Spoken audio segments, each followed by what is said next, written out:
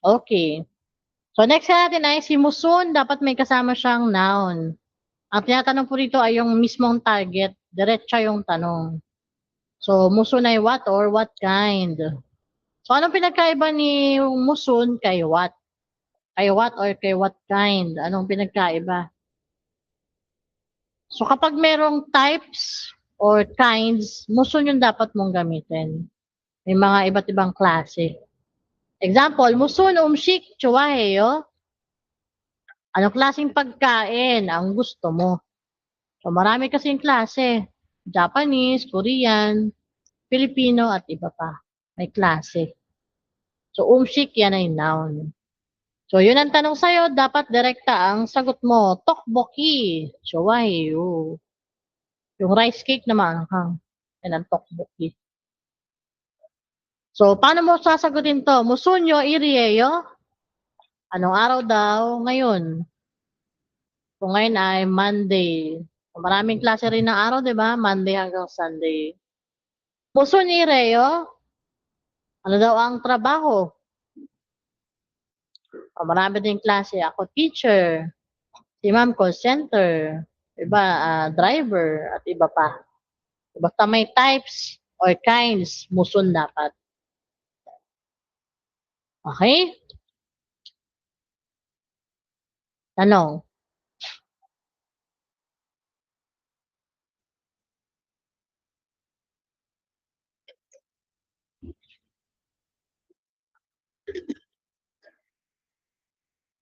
Ano pag formal siya?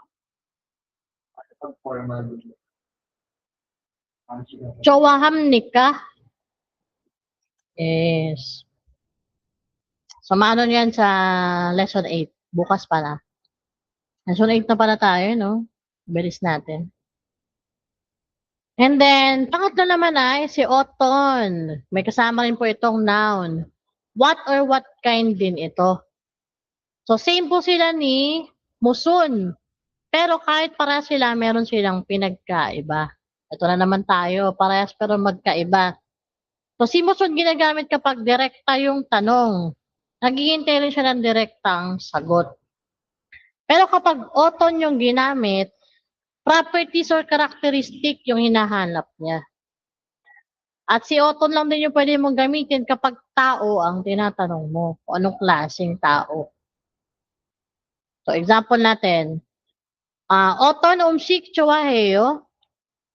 Anong klaseng food ang gusto mo? So, di ba kanina ang tanong ay, musun umshik chuwaheyo? Anong food ang gusto mo? Sabi niya, tokboki.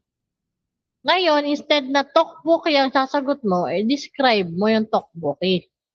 Sabihin mo, meon umshik chuwaheyo. Gusto ko ng maanghang. O, i-describe mo.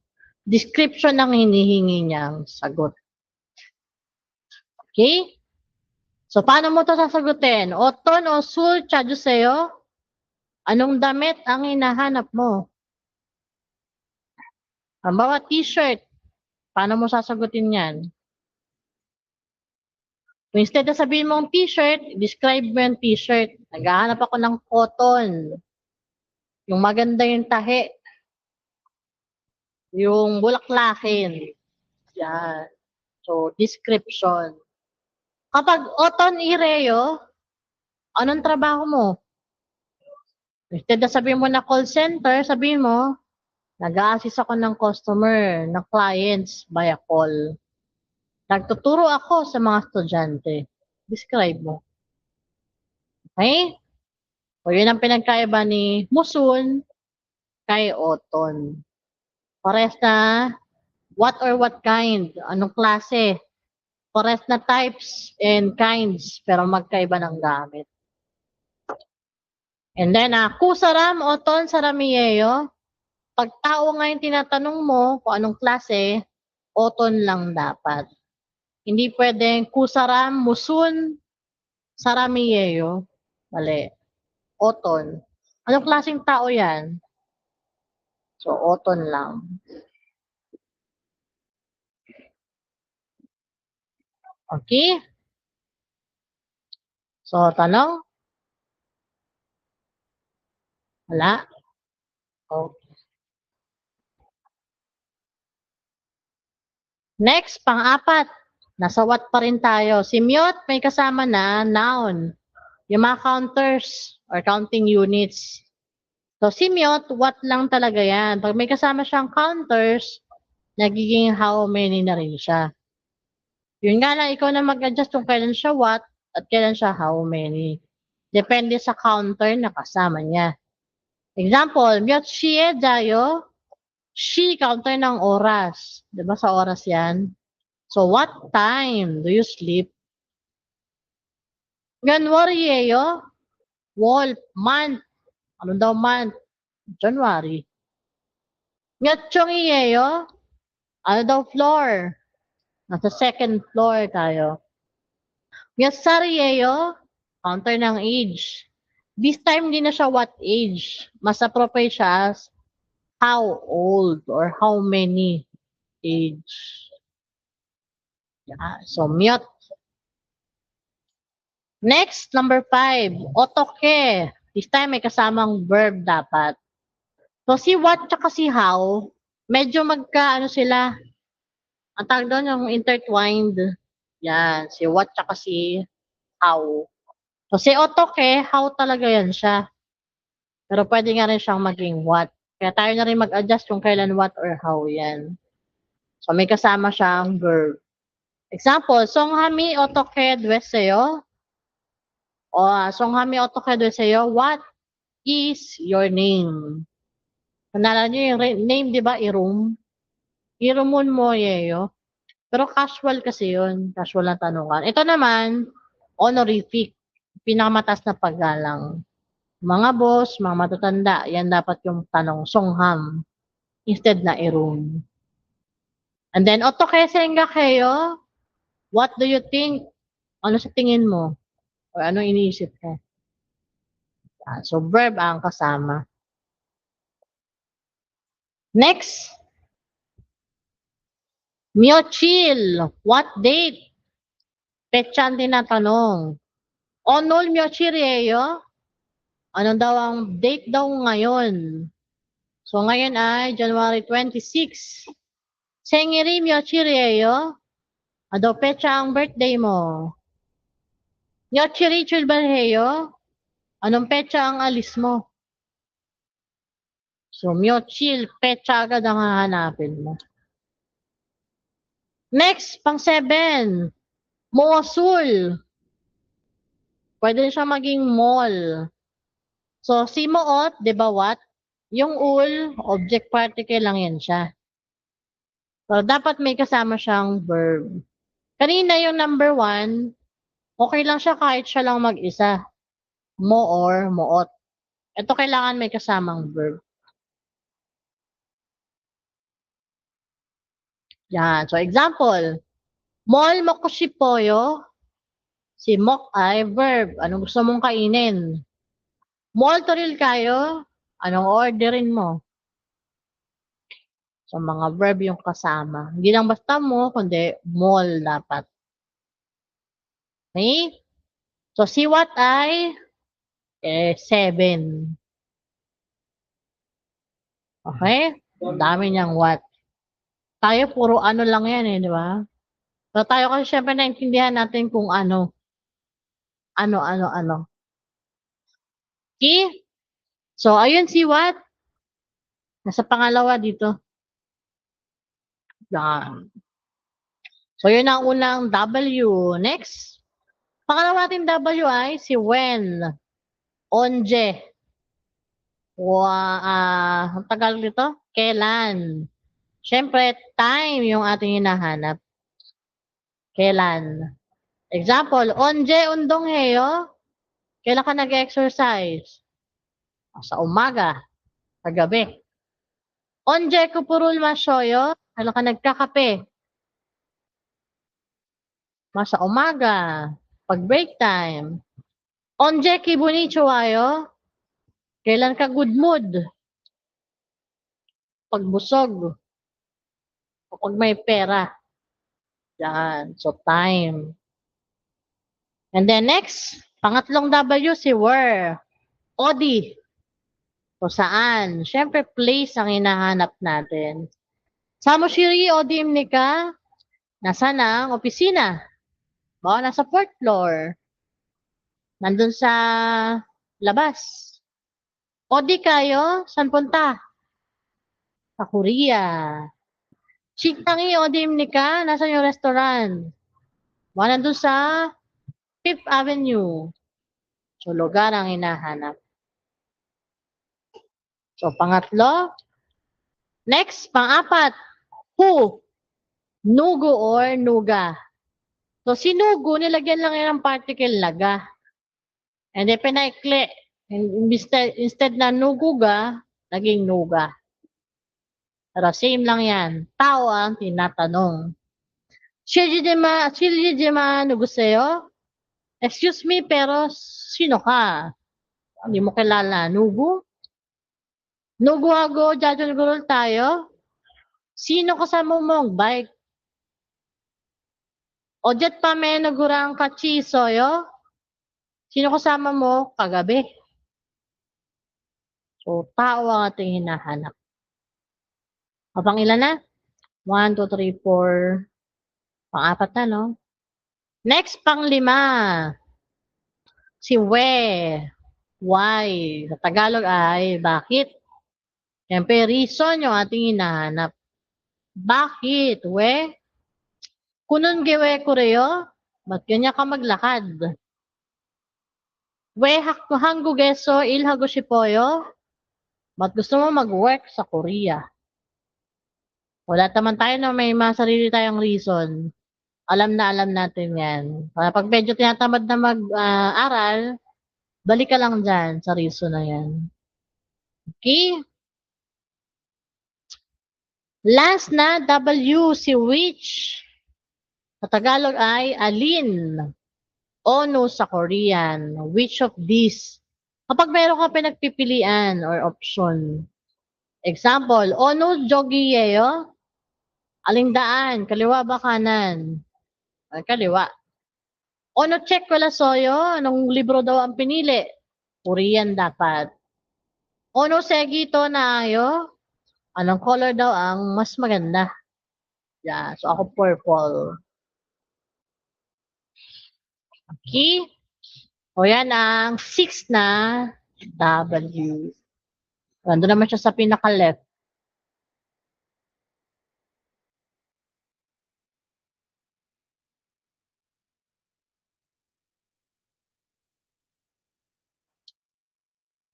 Okay, so Monday ngayon, Tuesday lesson 8, then lesson 9, Wednesday, Thursday.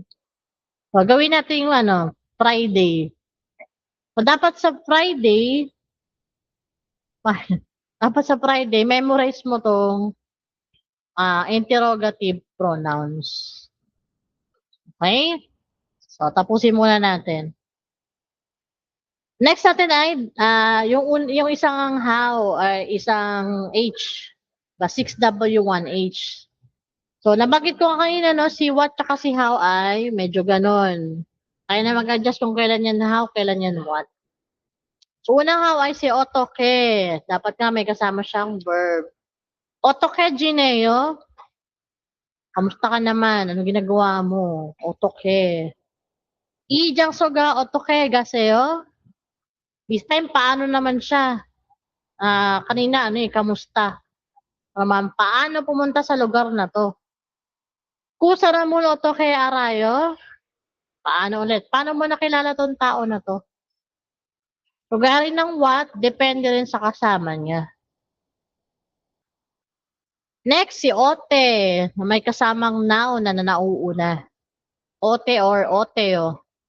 Momomjom Oteo? Kamusta ang pakiramdam ng katawan mo? Mom ay body. Yung ganon, Ote Soyo? Kamusta naman yung bakasyon? Kugo Mashi Oteo?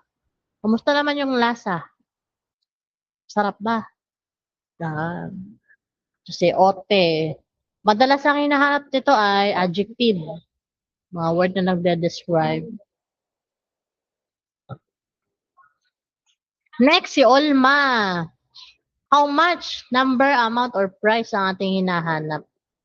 So, example, Igo Olmayeyo, magkano to? Jeepsigahan dare Olmayeyo, magkano yung rent ng isang buwan? Ito yung gusto kong tanong, Olmaga Pilyoheyo, magkano kailangan mo? Ako mga 10M. 10 million, pero won. 10 million won. So, magkano? Olma.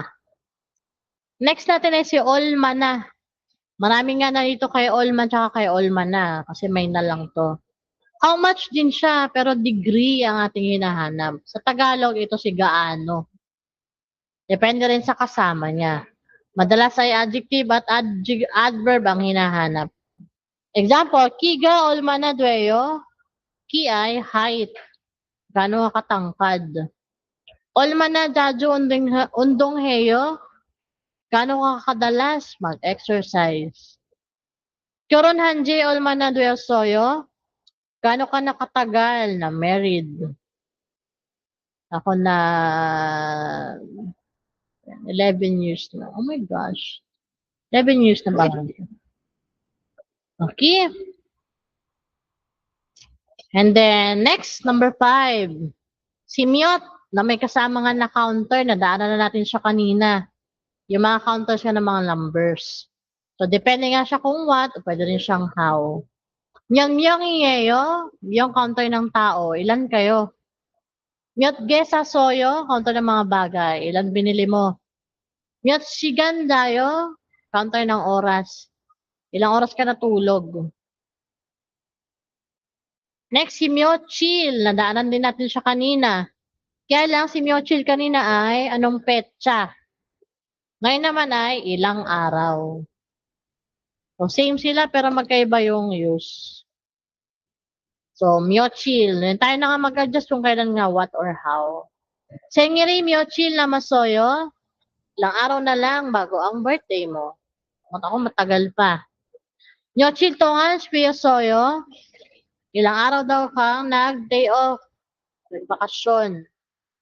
Jumon hamyon Myochil hue padusoy soyo. Kung ako yung order, ilang araw bago dumating. Kapag Shopee, kinabukasan, isang araw lang. Diba? Ang bilis. Diyan. I.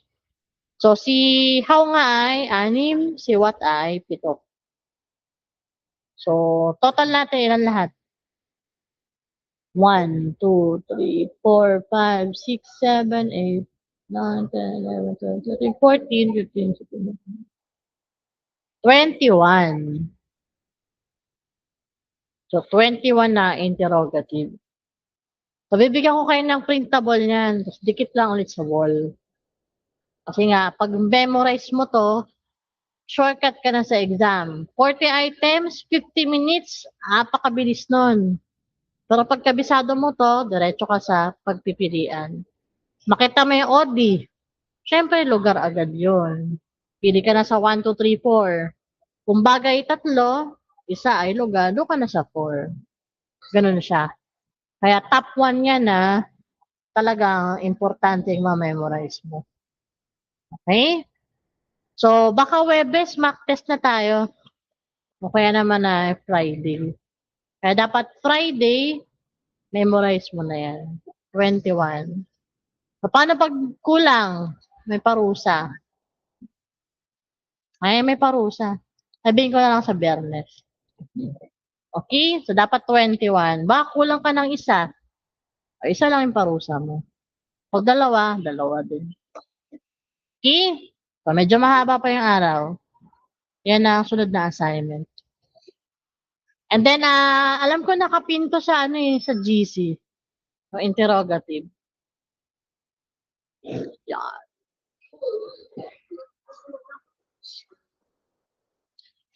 Okay. Next, dito naman tayo sa demonstrative pronoun, pang-apat na. So, demonstrative pronoun from the word demonstrate. Nagtuturo ka o nagde-demonstrate. Meron din tayong dalawang set. Unahin natin si uy, ko, at si syo. Si this, that, and si that na over there. Ginagamit mo si he kapag yung bagay na tinutukoy mo ay malapit sa'yo. Ikaw yung nagsasalita or speaker. Si ku naman ginagamit niya kapag malapit yung bagay sa kausap o sa listener. And si sure naman ginagamit pag parehas malayo sa inyong dalawa. Yan. So ano to sa Tagalog? Ito, iyan, iyon. Ito, iyan, iyon. Yes.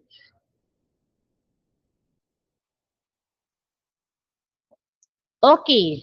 So, si E, got. Yung got dyan, thing or item yung talagang meaning yan. Bali, this thing, ang bagay na ito. Then, kugot, ang bagay na iyan. Shogot, ang bagay na iyon. Gamitin mo lang yung tamang demonstrative pronoun. Depende kung malapit sa'yo, malapit sa kausap, parehas malayo sa inyong dalawa. So, got. And then, ang mga Korean, may sila mag-abbreviate o magpaikli. Instead na igot, naging igo. Tinanggal lang yung patchim. Then, igoshi. Meron lang particle. Yung mga partner ni ga. Igoshi. Then, pinaikli. Naging ige. Then, igusun. Yung partner ni nun. May subject particle lang. Then, naging igon. So, lahat yung anim na yan, ginagamit nila. Igon, igusun, ige, igoshi, kahit alin yan. Basta importante, si I yung kasama. Sabihin, malapit sa'yo. Yan. Okay? So, halimbawa, bibili ka sa Korea, di mo alam yung tawag. Igon, igon. Turo mo na lang. Igon, igon. Ige. Yan. Pero kung alam mo naman, tanggalin mo na yung got. Ba, alam mong cellphone, Yudi Jonwa. Yudi Jonwa. At tanggalin mo na yung got. Okay? O, malapit naman kay sir. Kong check. Yang booklet or notebook. Mas malayo sa ating dalawa. Chang Moon. Yung bintana na yun. So, dapat. Kasi malayo sa atin. So, ito, iyan, iyon. Okay? Tanong. Wala. So, yan yung mga ilang pa mga examples. So, nandyan naman yan. So, mga vocabs na rin yung iba dyan. Okay? Doon naman tayo sa pangalawang set.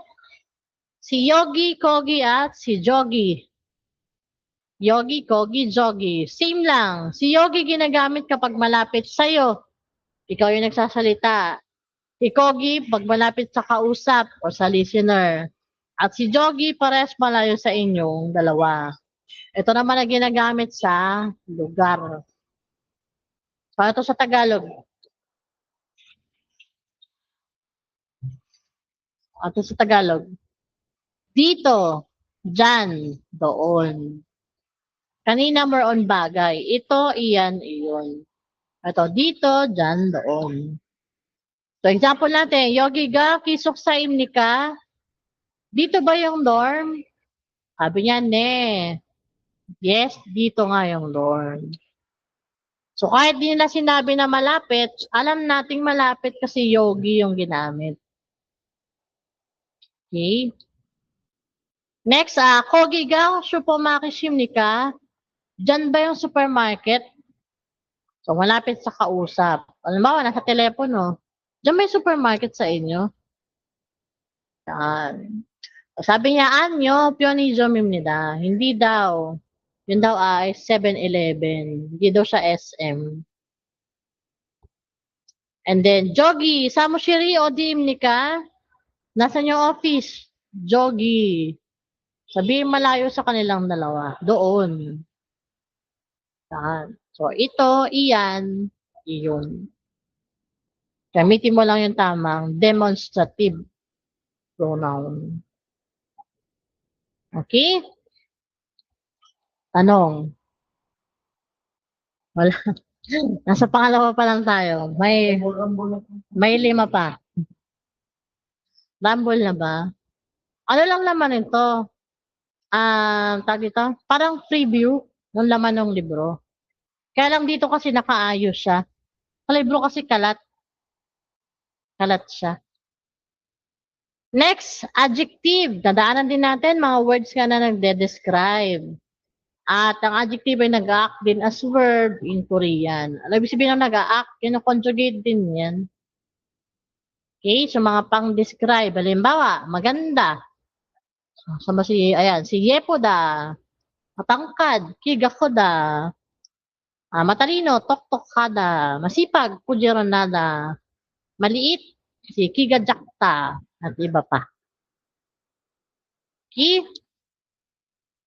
So, paano nga ba kino-conjugate ang adjective? Meron 2 paraan. Una, kapag nauna yung adjective, bagos yung noun. So, syempre kapag may dinidescribe ka, kailangan may kasamang, sino ba yung dinidescribe natin? Yun na yung noun. So, ang gagawin mo kapag nauna yung adjective, bago yung noun, ito yung gagawin mo. Yung adjective, kukunin mo lang yung stem. Pag sinabing stem, wala na yung da. Halimbawa, si Yepoda. Pag may da pa, root pa yan, yung ugat. Yung basic form, dictionary form. Stem lang ang kailangan, tatanggalin yung da. And then, titingnan mo kung nagtapos siya sa vowel, lalagyan mo ng patchim na N. Kapag consonant naman, lalagyan mo naman ng un. So, example natin, pretty teacher. Pretty yung adjective, yung teacher ay yung noun. So, si Yepo da nga, pretty, kailangan natin tanggalin yung da. May iwan ngayon si Yepo. So, si Yepo, saan siya nagtatapos? Diba, vowel. Kaya lalagyan natin siya ng N. So, vowel. Kaya lalagyan natin ng N, magiging Yepun. And then, kailangan may noun. Yepun, Sonseng, Nim. Pretty teacher. Sa pang-example, Jakta, maliit. Tanggal yun da. May iwan ngayon si Jack. Saan naman nagtatapos si Jack? Diba? Consonant. Kaya, un naman yung lalagay natin. Kaya magiging Jagun. Lagyan mo ng noun. Jagun ka bang? Small bag. Yan. So, yan yung unang paraan. Tanong.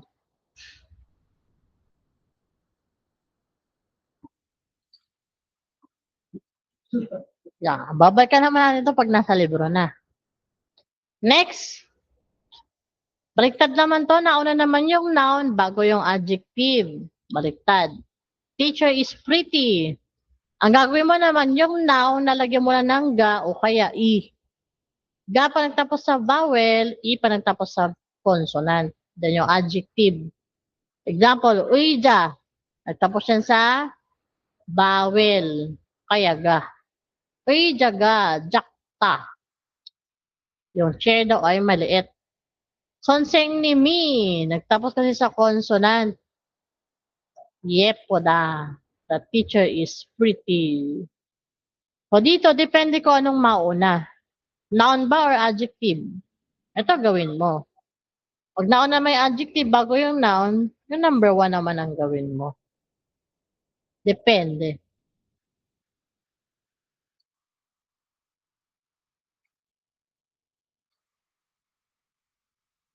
Sige.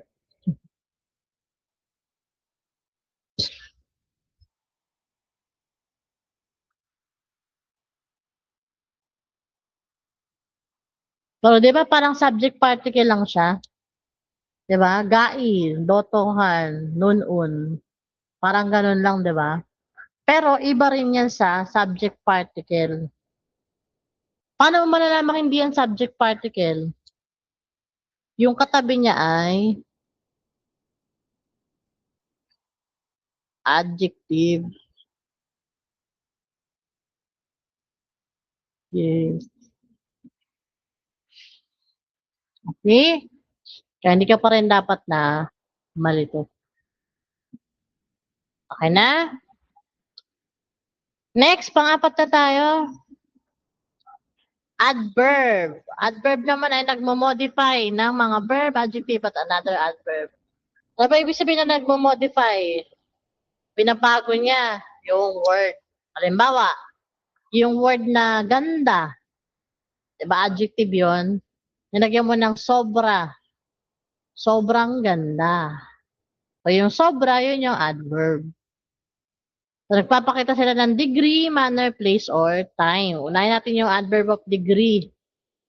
So, ito, yung level, kumbaga. So, meron tayong jongmal, really or truly, jinja, really rin yan, aju, very, no mo ito yung sobra, too much. Kajang or jail, pinaka, kumbaga sa top 5, siya yung top 1. Tuki, lahat naman maganda pero may natatangi. Money, marami. Jogom or jom, konti. So, talagang maganda. Jongmal yepoda. Very beautiful. Aju yepoda. Pero pag nomu, ayan, Diyosa na yan. Kasi nomu na yung ginamit. And then, pinakamaganda, kajang yepoda. Okay? So, nagkaroon ng level yung word. Kaya, adverbs of degree ang tawag dyan. Next, adverbs of frequency. Pag sinabing frequency, kung gaano mo kadalas ginagawa yung action. So, pag sinabing hangjang, hangsang, or onje na, always, araw-araw. Potong or juro, usually, madalas. Sabi natin sa isang linggo, mga 5 times, madalas. Jaju is often, minsan. Sabi natin mga 2 to 3 times. Occasionally, kahum, bihira. Pero mga once a month, once a year, pag may okasyon, yan. So, hangsang, adverbs of frequency. Next, adverbs of time, jigum ngayon. Onol ngayong araw. Oje kahapon. Neil bukas. Then si Ojon tsaka si Ohu, yung lagi nakadikit sa oras. Then not daytime, not pam night, at chimjong simjonyok, umaga hapon gabi. So adverbs of time. Kung kailan nangyari, kailan mo ginawa yung action. And then next, adverbs of manner. Pag sinabing manner, kung paano ginawa yung action. Sa English, lagi ito nagtatapos sa li. Prettily, quietly, gracefully. Yan. O yan yung mga examples ng manner. Halimbawa, naglakad siya ng tahimik. So, quietly. Paano ginawa yung action. Okay? So, yung adverbs, di ba sabi ko kanina, basta sagot. Di ba? Subject, object, verb. Sulat ko na nga lang.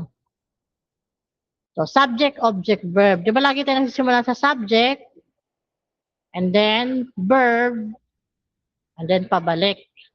Diba? 1, 2, 3. Kaya lang kapag may adverb, sumingit yung adverb, para siyang 1.5. Bago ka mag-verb, siya muna dapat. Halimbawa, I always go to the market. So, kung walang adverb, I go to the market. Kung may adverb, I always go to the market. So, 1.5 siya. Yan ang gawain niya, sumingit sa verb. Okay? Yan. Next. Pang-5. 2 na lang. Next ay postposition. Pag sinabing postposition, Korean yan. Sa English kasi, preposition ang tawag dyan. Pre, bago yung word. Korean, yung word muna bago siya. So, baliktad nga kasi ang Korean sentence. So, meron din tayong dalawa, si E tsaka si ESO. Ang tawag dyan ay place and time particle. Sa English, in on not to. So, sa English nga, di ba, may rule pa yan. Kung kailan in, nasa loob, on pag sa ibabaw, at kapag specific, to kapag directional. Di ko lang sure kapag sa time, kung anong rule ng sa English. Sa place lang yung sure ko. Sa time, di ko sure. Ang ginagawa ko lang, kung ano yung maganda yung tunog. Yun na yun. Pero sa Korean, kailangan, mas kabisado kasi yung Korean kaysa sa English. Okay? So, unahin natin yung si E as time particle. Time muna tayo. So, sabi dito, inattach nga to sa time noun, mga noun tungkol sa time, to indicate the time when something takes place, kung kailan daw nangyari. So, tayo na mag-adjust kung kailan nga siya in, on, at, to. Pero may special siya na rule. Yung mga word na when, now, today, yesterday, tomorrow, kahit sila ay mga time nouns, do not followed. Bawal lagyan ng e. So, sino ba yung mga when now?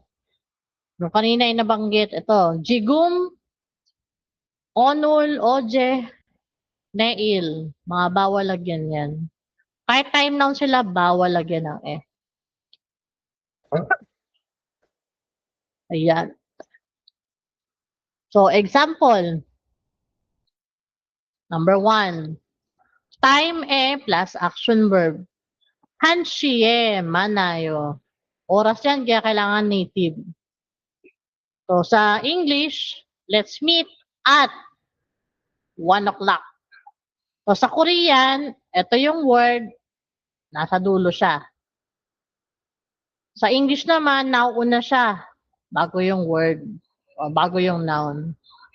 Kaya sa English, preposition, sa Korean ay postposition, dahil pagkatapos nga nung noun. Baliktad. Sa pang-example, seshiye payo. Seshiye payo. See you at 3 o'clock. Yan. O nakadikit siya sa oras. Okay? Next. Sa place naman tayo. Kapag sa place, si E ginagamit lang sa tatlong senaryo. So, ginagamit si E kapag tinutukoy mo ay kung nasaan yung subject o saan nakalocate. Pangalawa, kung nasaan nakatira. And yung pangatlo ay kung saan pupunta. So, dyan lang. Kapag wala dyan sa tatlo, ibig sabihin yung ESO yun. Okay, so ito na naman tayo sa parehas, pero may pinagkaiba nga. So, una, place E, may ita, tsaka opta. Kapag ita, nasa location. Kapag opta, wala sa location. Wala. So, example, ODA is soyo, or ODA is so, nasaan ka? Sabi nung kausap, hakyue is so. I'm at school. Nasa eskwelahan. Hakyue of so, wala ka sa school. Sabi ng kausap, jibe iso. Nasa bahay. So, si school tsaka bahay, mga lugar yan. Kaya merong So, yung una, ito, nasa location. Ito naman, wala sa location. Wala ka ba sa school? So, of so ang ginamit.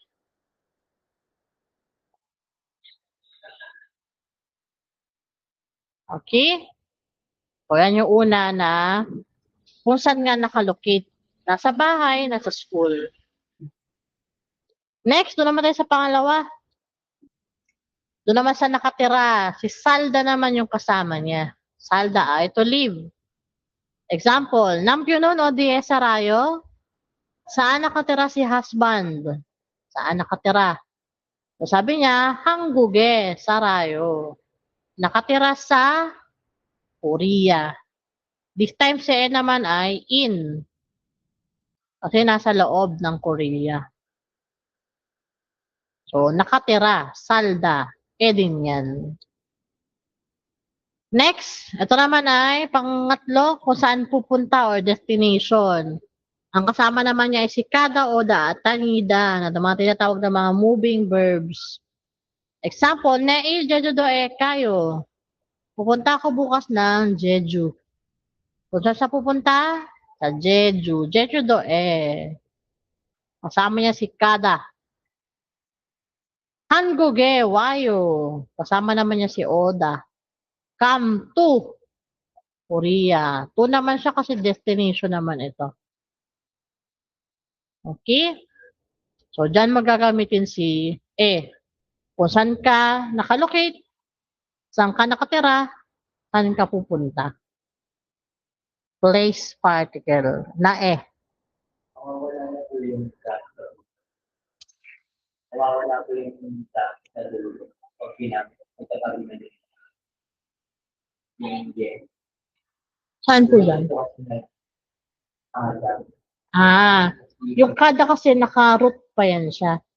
Naka-base form. Yung kayo, naka-conjugate ng present. Bukas yan yung lesson natin. Yan. Okay? So, tatlong scenario lang kung kailan gagamitin mo si as place. Kung nasan ka, saan ka nakatira, saan ka pupunta. Okay. So, doon naman tayo sa kapatid niyang si Eso. So, si Eso ay place and time particles then. So, unahin natin sa place. So, ano ka ba pinagkaiba ni kaysa kay Eso? So, si Eso po ginagamit po siya sa place basta may nangyaring action. May ginawa ka dun sa lugar. Hindi ka lang basta nandoon. Hindi ka lang basta pupunta, kundi may ginawa ka.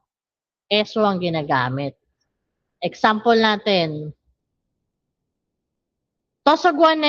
Tosagwaneso kung buheyo. Ako ay nag-aral. So, nag-aral siya kaya eso dapat. Mali yan kapag nanon tosagwane. Kung buheyo, mali. Kailangan eso. Kasi action yan si study. Nag-aral. Isa pa, nanon siktang eso, pabul mo goyo. Kumain ako sa restaurant. Ano ginawa niya? Kumain. Eso dapat. Pero kung sasabihin mo na pupunta ako ng restaurant, yun na yung Siktang kayo. Kasi pupunta ka. Doon magpo-fall yun sa number 3. Kada. Pupunta. Okay? So, same sila pero may pinagkaiba nga. Basta action, yan, eso yan. Tanong. Wala? Next. Ginagamit din po si eso pagkasama naman yung mga locomotion verb. Ano ba yung mga locomotion? Yung mga akyat, baba, ikot, balik, mga locomotive verb. Pwede rin siyang maging from. So, ayan, kasama niya si eso. Johnny Hakyo eso, tora omnida. Si tora oda ay return or come back. Si John daw ay bumalik galing ng school.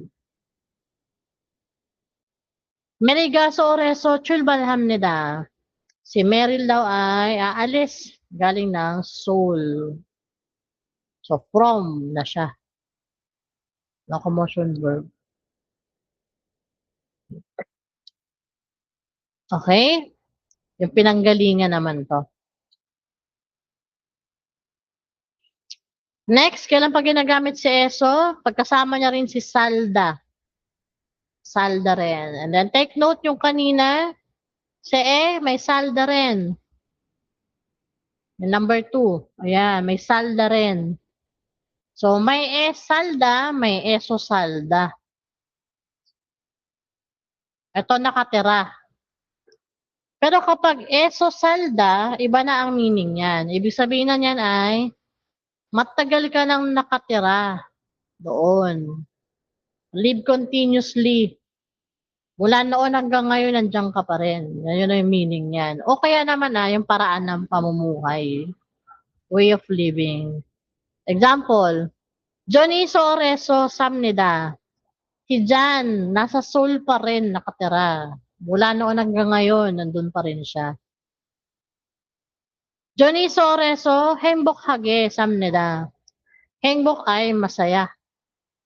Masaya siyang naninirahan sa Seoul. Paraan naman ng pamumuhay.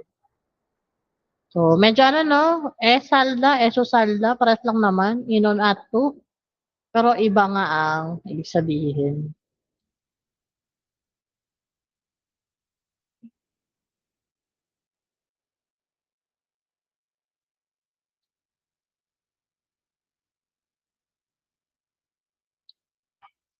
Yan.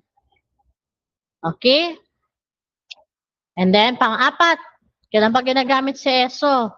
Pagkasama po niya si kaji. Eso kaji. O si eso ay mula, si kaji ay hanggang, up to, from and to, or up to. Sa time and place, ginagamit siya. Example, Hanshi eso seshi kaji. Mula alauna hanggang alas 3. Sa lugar naman, Sooreso, Busan Kaji. Mula Seoul hanggang Busan. Ang Seoul nasa taas, ang Busan nasa dulo. North and South. Kaya lang kapag sa time, instead na eso, mas ginagamit yung buto. Hanshi buto, seshi kaji. More on place si eso. Pag eso kaji. So, mula hanggang. So, dyan mo gagamitin si eso sa apat na senaryo na yan. Okay? So, tanong? Wala. So, halimbawa sa fill in the blank. Fill in the blank. Ang haba-haba ng sentence. Blank, tapos nakita mo si Anong hahanapin mo? It's either place or it's either time. Doon lang yan kinakabit. Okay? Kaya kung 1, 2, 3, 4, bagay yung tatlo, time yung 4, number 4 ka na. Malaki ang matitipid mo kapag, alam mo yung mga particles na. Okay? O kahit di mo i-translate yung mahaba, diretso ka na sa pagpipilian. Kaya importante din siya. Okay. So, akala po ng iba, hindi pwedeng sabay na ginagamit sa isang sentence, si eso at si Pwede. Kaya lang may rule. Kailangan daw unahin si eso bago si For example natin, Johnny Jigum Jibeso, Hakyoe. Kamnida. Yan yung tama. Una si eso bago si Mali yung Johnny Jigum Hakyoe. Then Jibeso. Kamnida. Mali. Una daw si eso bago si Ayan ang rule. Pero kung sa Tagalog, same lang naman ang thoughts yan Kaya lang syempre, iba yung ng Korean. Si John ay pupunta ng school galing ng bahay. Pag Tagalog, si John ay galing ng bahay papunta ng school. Diba? Same lang yung thought sa Tagalog. Pero sa kanila nga, may rule. Unahin mo daw si eso bago si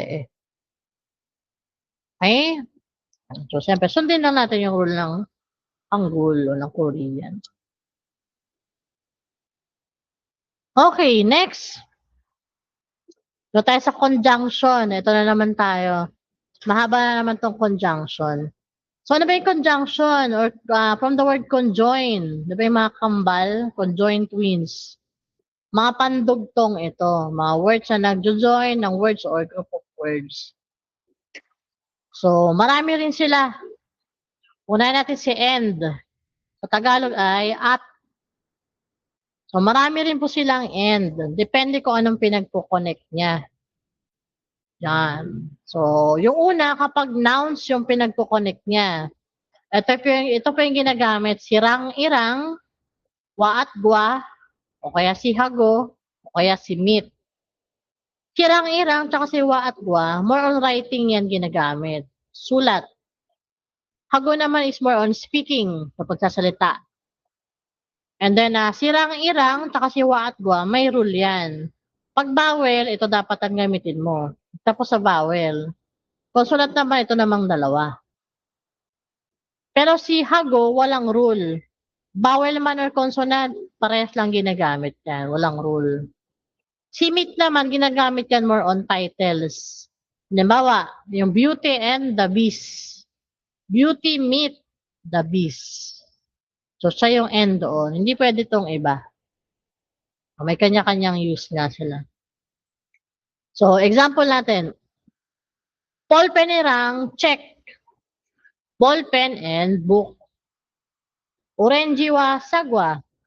Orange and apple. Abujihago omoni.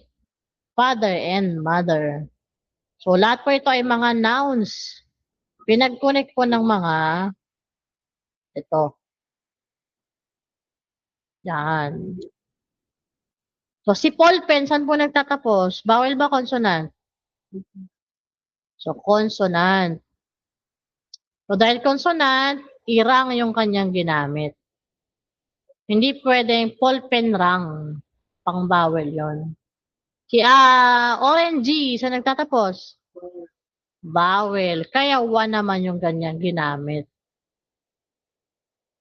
Si Abuji, hago naman yung ginamit, wala ngang rule. Kahit alin dyan, pwede mong gamitin. Okay? So, ballpen at libro, orange at apple, tatay at nanay, at sa Tagalog. Yeah. So, tanong. So, pwede ba yan na ballpen gwa? Check. O orange hago sagwa? O abuji rang omoni? Pwede ba? Yes, pwede yan. Hindi dahil dahil ay magkapares kasi yung ballpen tsaka libro, pares bagay. Orange at apple dahil pares silang prutas. Hindi. Gusto ko ng orange tsaka ng libro. Pwede yun. Orange at libro. O hindi dahil pare-pare sila ng kategory. Hindi ganon. Yes, pwede.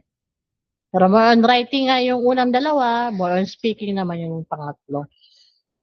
Okay? So, sa sentence na to, sa nouns na to, may kailangan kayong mapansin between English and Korean. Ano kaya yun? Sige. May kailangan kayo importante na mapansin dyan. Ano kaya yun?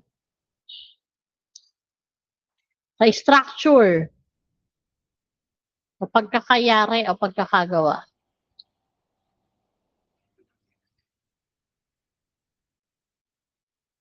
Ballpenirang check. Ballpen and book. Orangewa sagwa. Orange and apple. Abojihago omoni. Father and mother. Ano kaya? Si Raymond, ano napansin mo? Kahit ano. Tiana. Yes, kasi nga pandugtong. Saan? Okay. Sa English?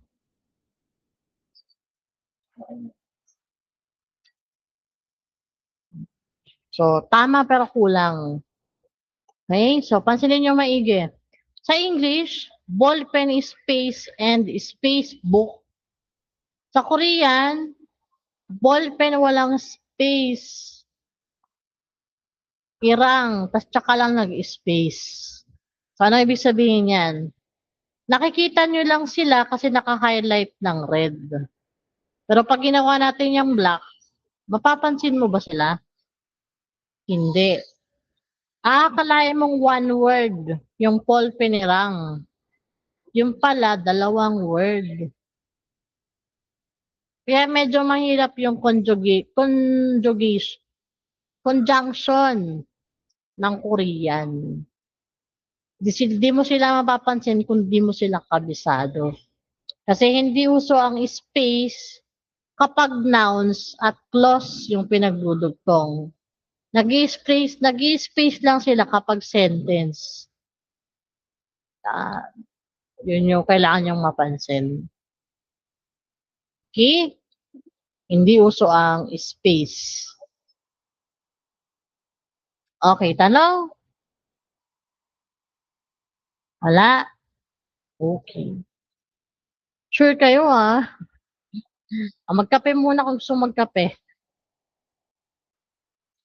And then, bukod pala sa and, pwede rin yung with or together with.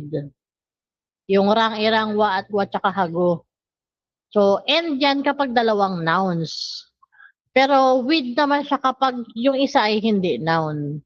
Pwedeng noun, verb, or noun adjective. With na siya. May example tayo mamaya na sentence. Okay? Pero pwede yung and, pwede rin with, or together with. Next, nasa end pa rin tayo. This time, clause naman ang pinagdudugtong niya. Kanina, nouns. Ngayon naman ay pang clause. O, ano nga ba muna ang clause? Hindi yung partner ng open, Close yon. Hindi rin yan si Santa. Clause naman yun. Ito, clause. So, ano nga ba ang clause? Ang clause ay hindi sentence. Kundi, hindi kompleto, hindi buo yung thought, or walang meaning. Yan ang clause. So, si go naman ang kanilang ginagamit na end. Verb stem yung kailangan, tapos go.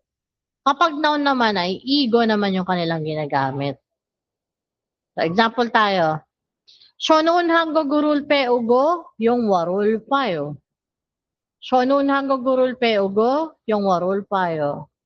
Sabi niya, I learn Korean and watch movie.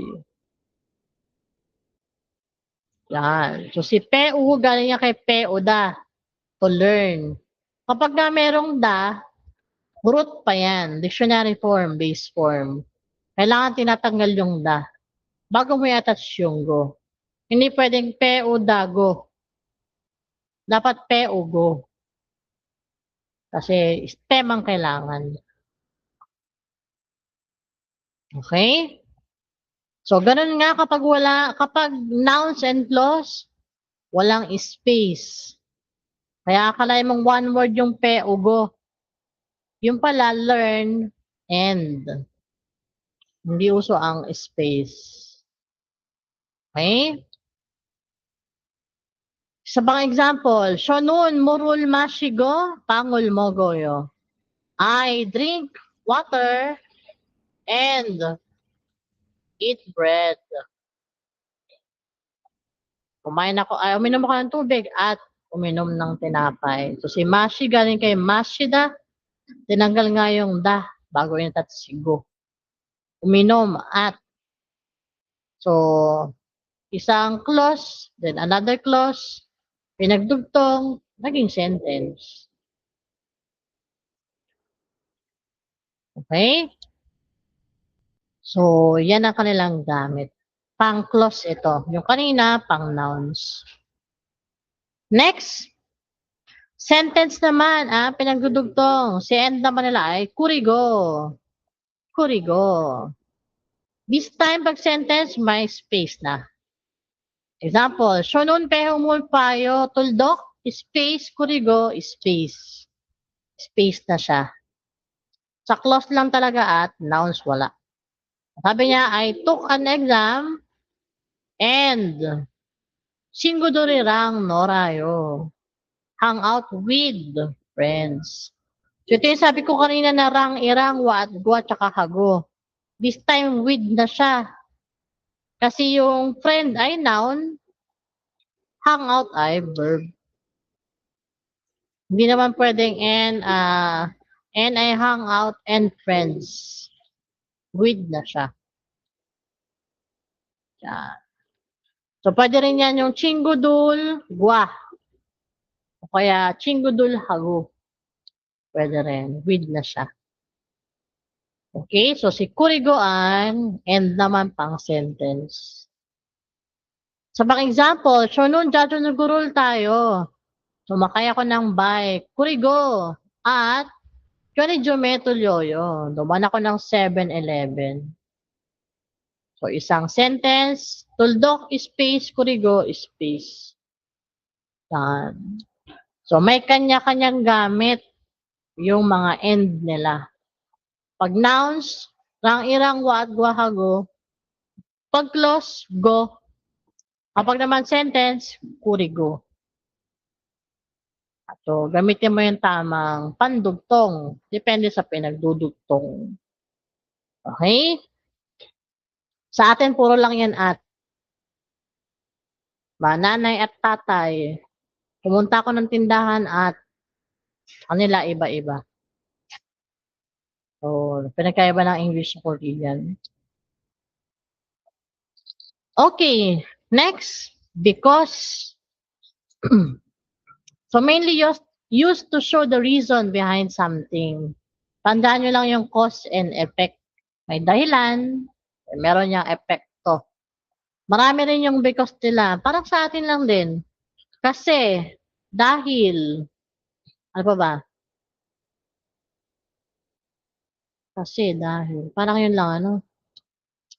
So, ito yung una nilang because. Noun, temone. O kaya naman ay adverb or verb stem, gitemone. Lagyan mo lang ng gi. So, ito daw yung ginagamit sa written and formal situation at ginagamit siya sa pangsagot sa tanong na bakit. So, example, where Koreo? Bakit? Ano nangyari? Or what's wrong? Sabi niya, gamgite mo ne, moriga apayo. Masakit ang ulo ko kasi meron akong sipon. So, ano yung dahilan? May sipon. Ano epekto? Masakit ang ulo. So, kamgite mo ne. Dahil. Or kasi. Kasi sa sipon. O dahil may sipon. Okay? Next. Adverb or verb stem. Nika or unika. So, dalawa to. Kapag nika, pag nagtapos sa vowel, unika naman pag nagtapos sa consonant. Same lang yan, because pa rin yan, or pwede rin siyang since. So, example, Toonika chakmunulyol kayo, tito ay mainit, chakmun ay bintana, and yol ka ay bubuksan. Bubuksan ko ba yung bintana? Kasi mainit. Totoo, nika. Nika dahil nagtapos siya sa vowel. So, ang dahilan, mainit. Ano epekto? Nagtanong siya kung pwedeng buksan. Next ay si aso-oso heso. Ginagamit naman to pang 3 rules to actually. Pag may a tsaka o, wala, tsaka hada. Iba rin yung vowel consonant. Malalaman nyo to bukas. Sabi niya, Kyo rulwe ancho heyo. Bakit ayaw mo ng winter? No mucho woso, ancho heyo. Sobrang lamig. Ayaw daw niya. So, ang dahilan, sobra. Lamig. Ang epekto, ayaw niya ng winter. So, basta tandaan mo nga lang yung cause and effect. Next. But or however. Sa Tagalog ay pero, ngunit, subalit, no, datapwat. So, tandaan mo lang nito yung opposite meaning. Halimbawa, given yung positive. Huwag mo hanapin yung positive din. Dapat negative ang hinahanap mo. Okay? So, ito yung kanilang ginagamit kapag sentence, ni hajiman, kuruna, kuronde, or kunde. O kaya naman si kuruchiman or kuchiman. Pinaikli lang nila to. Yan, pinaikli lang. So, example, umuulan pero wala akong payong. Piga omnida, kuruna. Usa ni opsum nila. Medyo maanghang pero masarap. Jugume woyo, hajiman. Nomu mashisoyo. Ang kapatid ko ay slim, pero kumakain ng madami. Siya nun, mani mo goyo, kurunde. Konyo nun, nomu na shineo. So, pero. So, pag umuulan, kailangan may payong. Kaya lang wala siya. Sa maanghang naman, di naman lahat ng tao no, kaya ng anghang. O na maanghang. And then, ito sana all. Damdaming kumain pero payat. So, opposite. Okay? So, kahit alin dyan, ginagamit nila. Halimbawa, piga omnida, kuronde. Kaya, jugume woyo, kurona. Basta yan ay bat.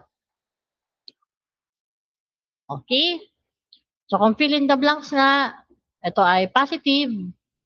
Nakita mo yung hajiman, o nakita mo tong mga to, ang hahanapin mo ay negative.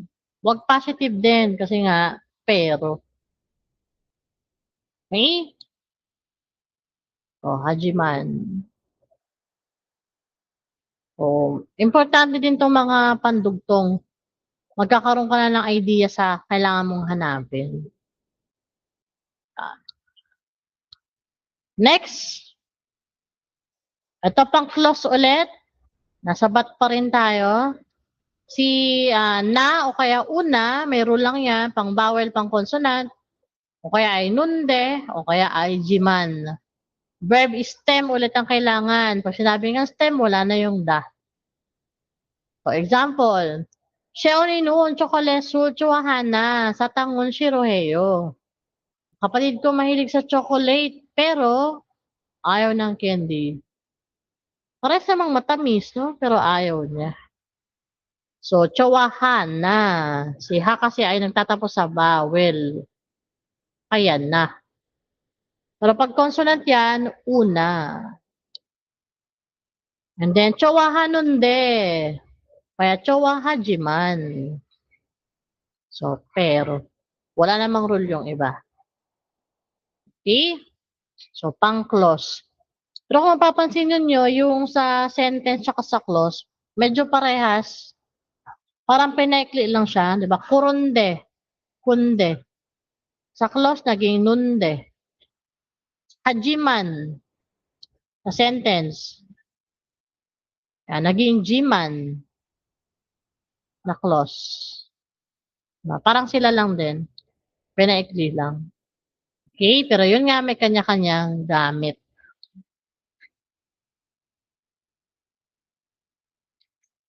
Okay, next.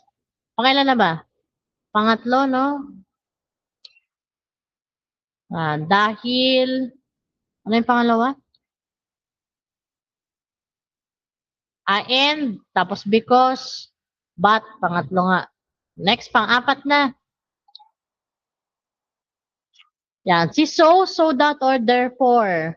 Ginagamit to kapag yung unang sentence mo, yung dahilan ng second sentence mo. So, ginagamit nila si kuriso, kurunika, or kurumuro. Ano ba to sa Tagalog? Kaya. For example, moriga apumnida, kuriso, piyongwonekam nila. Masakit ang ulo ko, kaya pupunta ng ospital. Chonak shirucho waheyo, kurunika, padae kayo.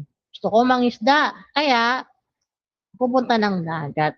So, syempre hindi sa bundok, kailangan sa dagat. Okay? So, ano napansin nyo? Di ba medyo ano siya, no? Medyo pareha siya kay because. Pero ano kaya pinagkaiba niya kay because? Tingin nyo? Para siyang bikos eh. Parang cause and effect. Ano kaya pinagkaiba niya kay bikos?